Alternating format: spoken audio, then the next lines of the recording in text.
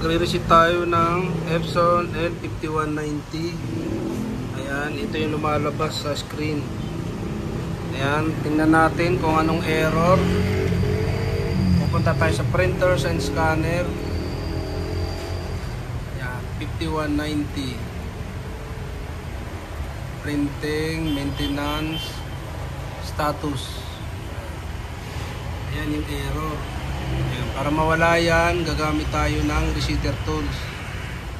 Ayan, ito yung ating resetter. Ayan. Ayan, 5190.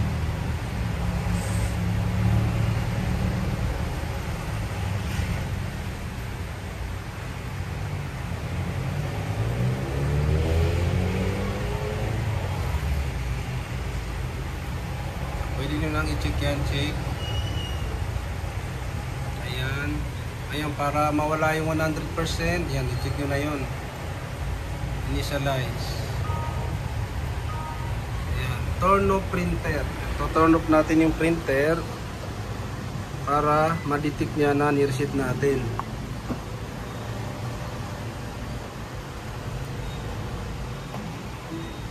Ayan, tapos on natin ulit. Makikita nyo, wala na yung error dito, message na error dito na inkpad E11. Ayan, wala na. Tapos yun, mag-try na kayo mag-print.